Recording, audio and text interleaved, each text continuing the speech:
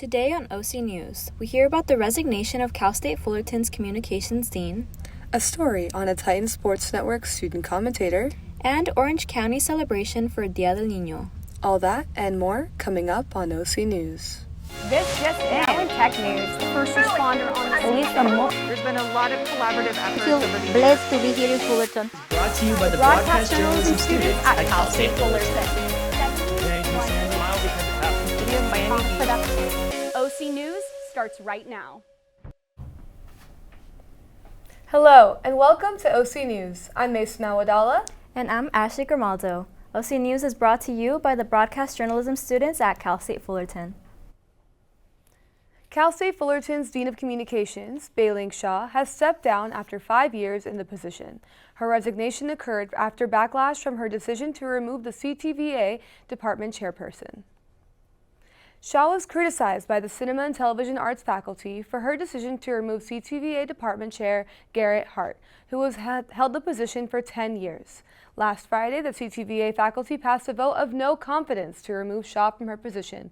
The Department of Communications followed suit in their support of CTVA, and an announcement of her departure was made by the University Provost, Amir Dabirian, on Monday afternoon. Students living away from their homes need to find places to live both on and off campus. When living in off-campus housing, students can experience issues regarding their safety and security. I spoke to students at Alight Fullerton to get their perspective. When living away from home, students often need a place to stay, and there are a number of options offered around the Fullerton area. Alight Fullerton is one of said options. Although Alight residents are offered a number of amenities, including 2 pools, a weightlifting gym, a cardio room, and a lounge, these amenities can often be overshadowed by the immense safety concerns that residents have expressed on a multitude of occasions. I have had more than a few concerns regarding the safety here. The parking garage doors have been open for quite a few months now, and they haven't fixed them, which means anyone can go in and out, even though they encourage people not to park there for class. Multiple of the fobs have been broken, and those haven't been fixed either. There's also been a sexual assault in multiple hallways and in the staircase. And after people have reported this, they still have not put cameras in the hallways, but only in the stairwells, which to me is a huge concern, as these hallways are really long, and it's happened to multiple people at this point. Most students choose to live at Alight due to the convenience, as it is right across the street from CSUF. However, some have decided that they will not be living here next year due to the immense safety concerns that they face. I unfortunately will not be living here next year, just due to everything that's happened within a year of living here. My car has been broken into 3 times, and I frankly don't feel safe enough to live here another year. I also think that Alight treats their residents with just no care. They don't really care about the residents here. And I kind of figured that out when I was reporting these incidents to Alight, and they weren't doing anything to help me. It is fully furnished, and I do get a parking spot, and it is 5 minutes from campus. All of that is great, but the fact that my safety is not included in that rent is kind of a downside. Students who have expressed these concerns at Alight Fullerton oftentimes feel that there is extra stress added onto them as students, on top of working and being involved on campus. As the semester comes to a close and leases are running out, students are looking for more safe and secure places to live. This is Mason Awadala with OC News. On April 24th, the U.S. Senate passed a law that could ban TikTok in the United States. Cynthia Saavedra spoke with students and faculty to see how they feel about the app being banned. In 2022, President Biden signed a bill making it illegal to have China's TikTok app on any devices issued by the federal government. Last week, the U.S. government took it one step further when Biden signed a law that could ban TikTok nationally, which brings up questions about the First Amendment rights. I had the opportunity to interview media law expert and the College of Communications Department Chair, Dr. Shepard, on his thoughts on this TikTok ban. Citizens, users have First Amendment rights to engage in a wide variety of communications. And so from a user perspective, TikTok is a social media company that is really part of our marketplace of ideas, and citizens have a First Amendment right to engage in communications.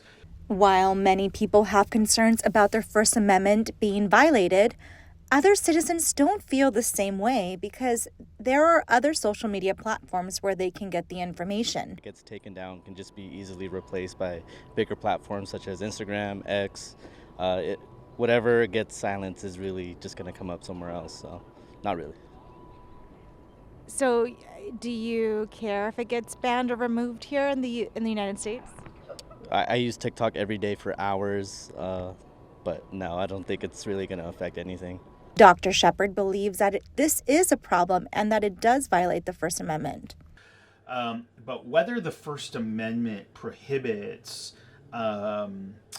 Americans from using TikTok, I think I think it's problematic. I think the First Amendment really does give us citizens and users the right to engage in communications tools, but it does raise some interesting questions. TikTok has become the go-to app that many Americans go to for different things and where they source their information. Even though they're upset about this ban happening, the government sees it differently. They see it as protecting Americans. One thing that many Americans don't know is that this app is actually banned in China. This is the first time the U.S. has passed a law which bans a social media platform. The CEO of ByteDance, Shou Zichu, plans to fight this ban in court. Reporting for OC News, I'm Cynthia Saavedra. That TikTok ban stuff is honestly starting to get me worried. I know. Where are we going to get all of our funny videos? Yeah, and honestly, TikTok is where I get a lot of my news as well. Same here. My For You page is usually filled with video after video of just news. Speaking of news, though, coming up, we have an update on our Titan baseball and softball teams, along with an update on the Anaheim Angels. And dive into an ESPN Plus intern's life that you do not want to miss. All that and more right after this commercial.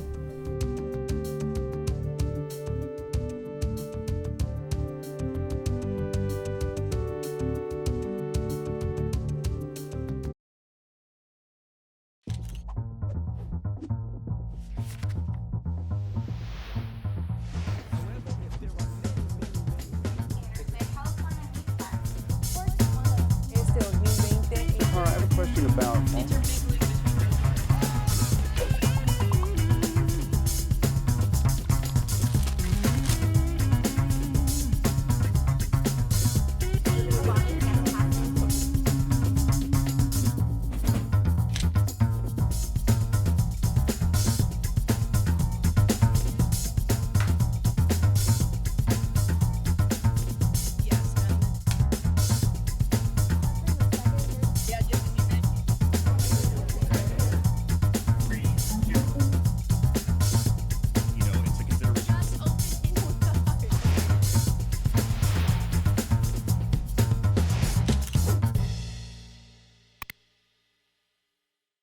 STEM is precise, no margin for error.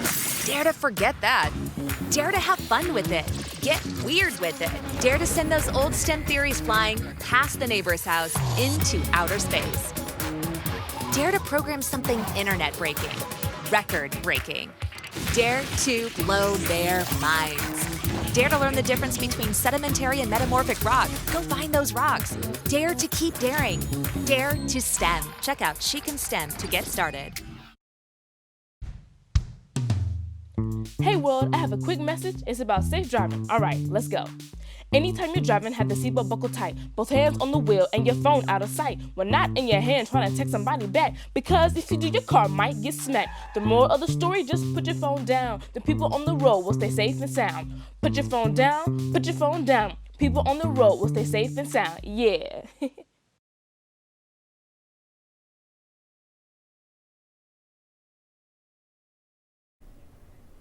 Everyone has a dream, and for one CSUF aspiring sports broadcaster, no matter what obstacles come his way, he never gives up without a fight. Here's Robbie Loya with more. Nice bunt.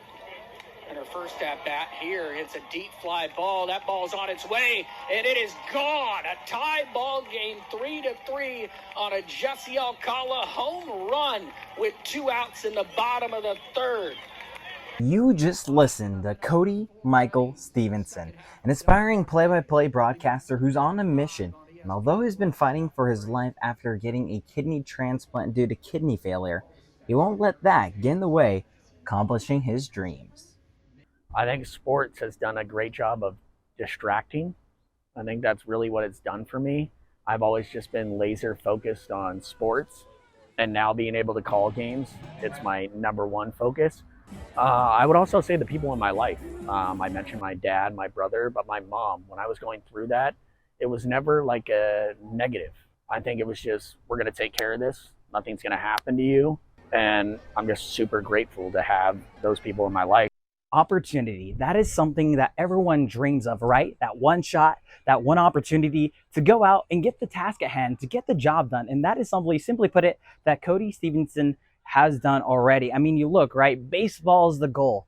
But for Cody Stevenson, he goes out of his way, right? It's dealing with adversity to get the task at hand. And for Cody, again, he's going above and beyond to get the task done. And simply put it, it goes back to, right, the health scares to where he's at now.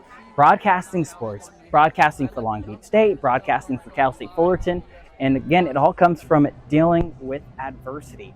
And he's truly someone a lot of people look up to. Cody was with a lot of complications. He was only born with one kidney that was only like working, I believe, like 40% of the time. And at some point I knew, like, all right, he's going to need a kidney at some point. Throughout us getting older and getting into middle school and elementary school and stuff, he was always having like kidney infections, and it looked like super painful. So at some point, I knew like he was going to need a kidney. And when that time came, I've seen people like on dialysis, and for a kid to go through that, it's horrible. In my case, like, if Cody was, going to live one more day with my kidney, I would still do it. 2 of my nephews and little niece, their dad is a superhero. And they have the best parents in the world too. And they got 2 grandparents looking after them, and I'll always be there for them. This is Robbie Loya, OC News. And now we send it over to Ty Therian, who has the latest on the baseball and softball teams here at Fullerton, and an MLB star who will need surgery. Ty?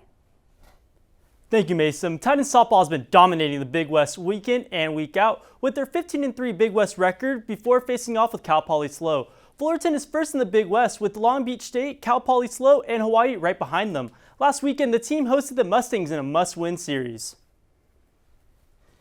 Pitcher Haley Rainey was looking for her 16th win of the season as she took the mound against Cal Poly SLO. In the top of the second, she found herself in a bases-loaded jam, and an error from Hannah Becerra resulted in a run.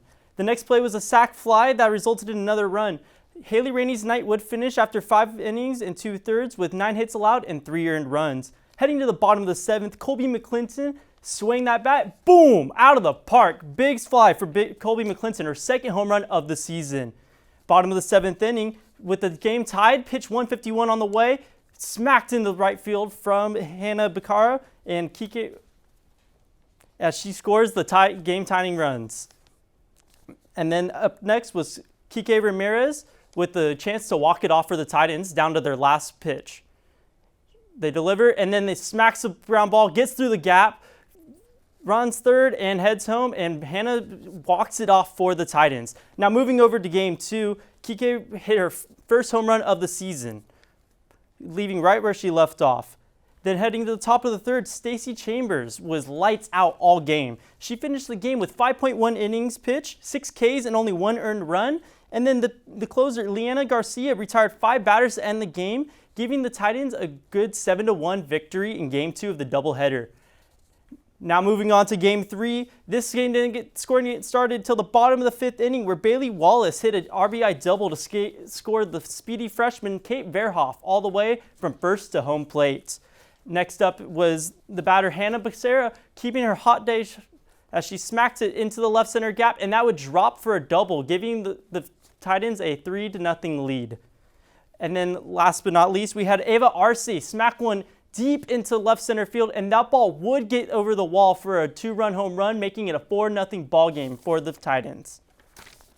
And last but not least, Mia Rankle hit her first home run as a Titan, and that would seal the victory for the Titans 6-0. That was a great sweep from the Titans, and they will be traveling next to Hawaii for a great series.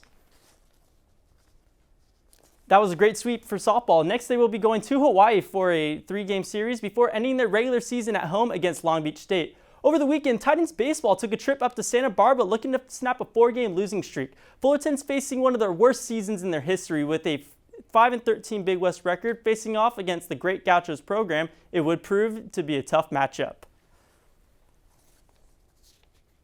Game 1 with Micah Negrete starting off on the mound. In the bottom of the first inning, Jonah Sebring for the Gauchos hit an RBI single up the middle to give the Gauchos an early 2-0 lead.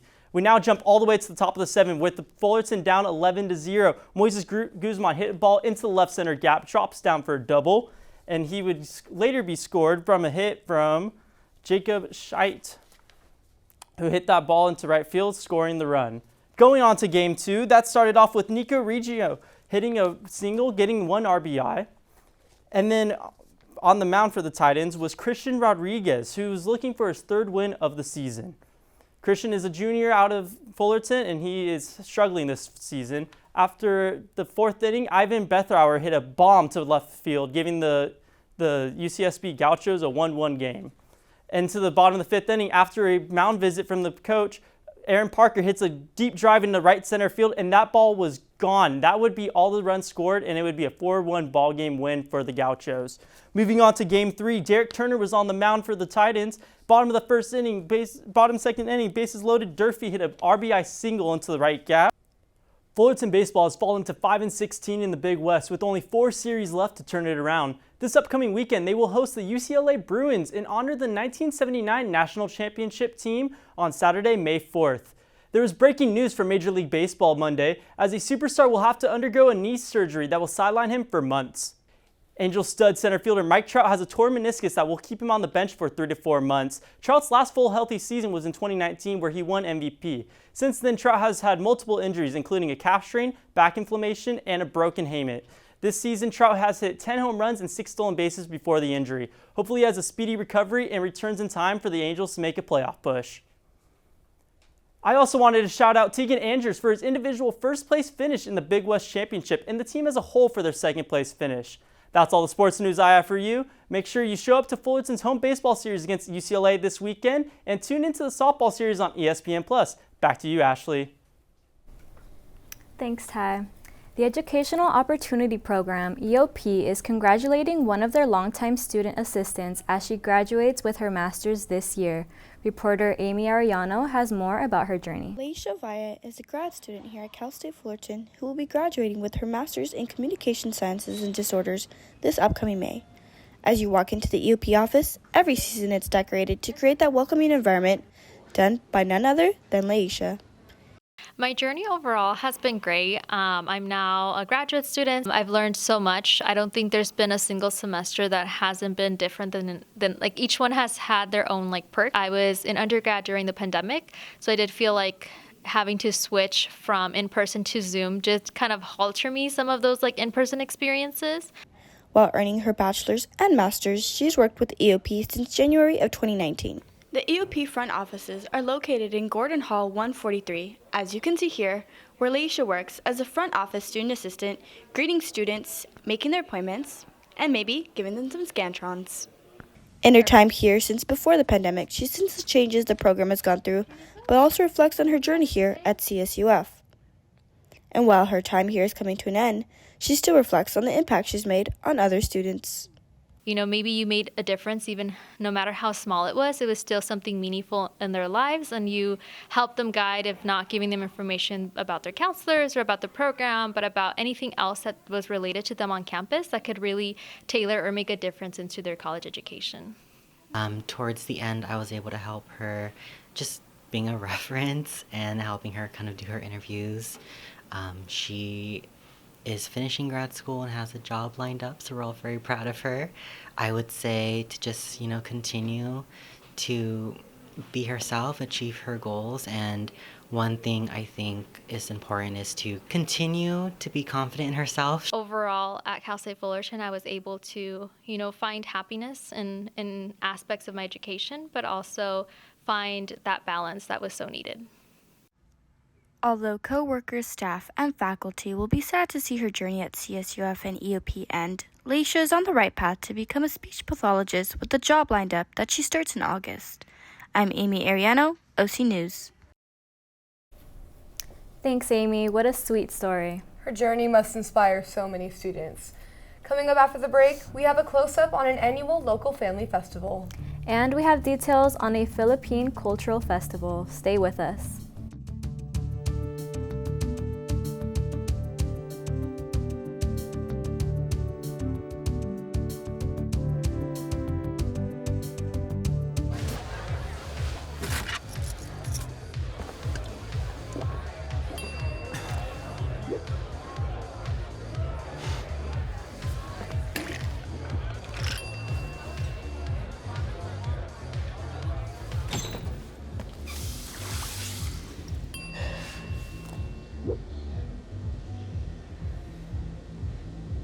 If you need to do something to feel okay to drive, you're not okay to drive. Don't drive buzzed. What does it take to discover the greatness within you?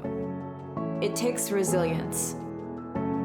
When I first got to Cal State Fullerton, I felt lost. Then I found my community.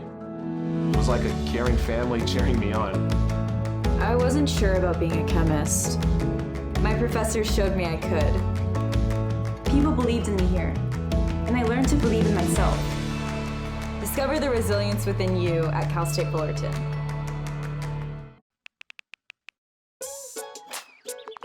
Worried about your friend, but don't know how to reach out?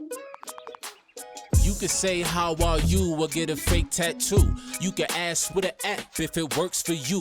You could chat with them in VR, it's all good. If you think you should check in, yeah, you should. Whatever gets you talking. Reach out to a friend about their mental health. Whatever gets you talking. Learn how you can help at seizetheawkward.org.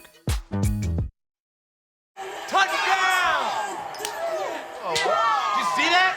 Whoa, we scored? Yeah, we scored. We're going to the playoffs. I can't believe I missed that.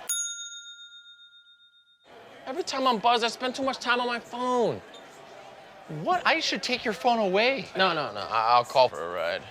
Hey, why does my face look like that? I'm playing with these new face filters. Okay, you know what? Yep, that's mine. I'm gonna need that back. No. Kevin!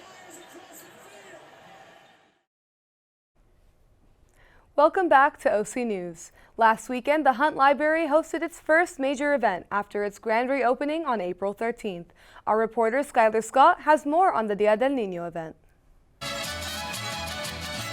Last Saturday, Arts Orange County celebrated Dia Del Niño, or Day of Children, a tradition that began in Mexico in 1925. Here, it's celebrated April 30th. Arts Orange County doesn't usually host events like this, but the Vice President and Chief Operating Officer shared why this organization chose to do so. And it's largely because nobody else was doing it. And so we felt the need to step in and fill the gap. Dia Del Niño highlights many local artists and various types of art. They all come together and set up tables or booths that the children and families can enjoy. Some seen at the event were a clay and pottery station, paper mache, an anime class, and an instrument circle. Frank Ordonez is one of the local artists at the festival who hosted a mural. What I do is I host this mural workshop. This has been a collaborative community event where all the children come and paint the mural, and then we use the mural to promote next year's event. Children of all ages are encouraged to participate in all of the activities. The festival is not only focused on art, but creating fun experiences for kids as well. I've been doing a lot of crafts, and I also won a lot of prizes. Sophia's sister Camila elaborated on what she did. I made plants, and I spin the wheel for candy, and I write in my name, and And then I'll come back to that. and I think that's it. There was also a kid-led orchestra that played various traditional Chinese instruments. So I'm part of Galaxy Art Center, and I was playing the Chinese violin. It's called an erhu, with a bunch of other kids that play the traditional Chinese instruments. I had so much fun. The Arts Orange County Dia Del Niño Festival was the first major event after the reopening of the Hunt Library, and it couldn't have been a better turnout. OC Dia Del Niño Festival welcomes all, young and old, to come and enjoy the festivities once a year, so make sure to join next time. Soy Skylar Scott, reportando para Noticias de OC. Ahora, patrasas al estudio. The month of May is Asian Pacific Islander South Asian American Month, which gives a lot of reason for celebration. Our resident Filipina American reporter AJ Yabut got to celebrate with her community recently. Let's take a look. Singing, dancing, acting, and cute merch. What more can you ask for in a cultural showcase? PASA had its 37th annual Philippine X Culture Night last Saturday at the Saigon Grand Center in Fountain Valley, and I was fortunate enough to see the show. I got to interview one of the people in charge of the program and talked about what Philippine Culture Night is all about. We hold our PCN every year, but to me, the reason why I do PCN is one of the very few opportunities that Filipino Americans like you and I have to actually create and tell our own stories. Celebrating their culture isn't new to PASA. In fact, they're one of the biggest cultural clubs on campus, and they celebrate their heritage more than one way. This year, the PCN panel made it mandatory for all of the performers to attend 4 workshops, one mainly centered on the history of PCN, its importance, and what are the other ways that they can celebrate their heritage.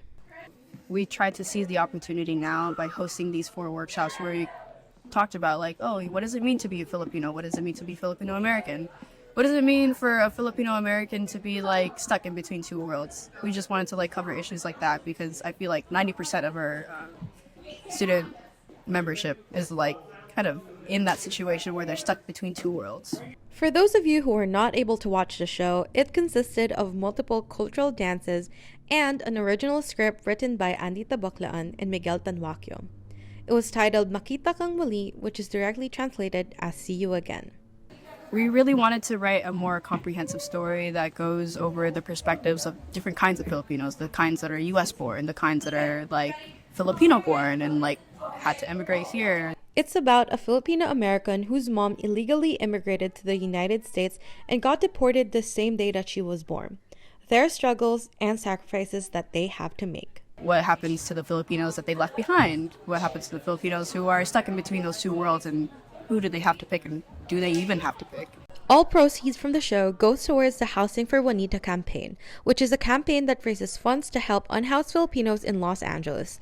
If you are interested in donating, head to their Instagram at Housing for Juanita for more information. Once again, my name is AJ Yabut, your resident Filipina American reporter, reporting for OC News. Thank you, AJ. We now go to Jeffrey Morris with the latest from entertainment news from movies, streaming services, and a TikTok update. Thanks, Mason. Today I got a prophecy being fulfilled, the fight with TikTok continues, and news on the entertainment giant Paramount. Paramount is selling. Yes, you've heard right. Paramount Global, home of one of the most storied movie studios in Hollywood, CBS, Paramount Plus, and several other legacy brands and franchises, is for sale. The company has fallen on hard times in recent as the Hollywood business model continues to evolve and become more focused on streaming. Paramount is a company that is still largely reliant on network TV, cable, and theater releases. So a merger may be in the works with one of the streaming giants soon. You know it, you love it, or you hate it like the US government. TikTok is still the talk of social media and US security now. TikTok owner ByteDance reportedly would rather shut down the app than sell it in response to the U.S. ban. TikTok's CEO vowed Wednesday that the social media company will wage a legal war after President Joe Biden signed a law forcing the sale of the app in 270 days or face a ban. The biggest reason for not selling seems to be to protect the algorithm TikTok runs on. This algorithm is what tailors each user's For You page to include videos designed to appeal to their individual interests. We will see how this develops in the days remaining. We all know about the friendly neighborhood Spider-Man. He's been swinging in and out of theaters for years now. But did you know that the Spider-Man female lead has a prophecy? That's right, a prophecy. Every female lead to have starred in a Spider-Man film has eventually starred in a tennis movie. This prophecy comes true once again as Zendaya's new film, Challengers. It has also come true with Emma Stone after The Amazing Spider-Man. She took the lead role in a tennis film based on a true story called Battle of the Sexes, where she faces a man to prove women's tennis, and the one who starred it all was Kirsten Dunst, as she went from Spider-Man to the tennis film Wimbledon. You can catch the Battle of the Sexes and the Wimbledon on streaming platforms. And Zendaya's new film, Challengers, is in theaters now. That's all for me with the entertainment segment. I'll serve it back to you guys at the desk now. Today is May Day, which takes place every year on the 1st of May. In certain places, this day represents the first day of summer. While the first day of summer isn't until June 20th, May Day signifies what summer is all about: warm weather and flowers. The rain from April has brought in an array of daffodils and many other flourishing flowers. This holiday is usually celebrated by planting new flowers to signify growth or gifting flowers bulbs to neighbors and friends. You know how I know the flowers are blooming? How? Because I keep sneezing. Ooh, make sure to take your allergy medicine, and definitely you'll be enjoying summer more. You're so right, Ashley. Thank you for tuning in with us tonight. Stay tuned for our next show coming up soon, and follow us on social media at OC News CSUF.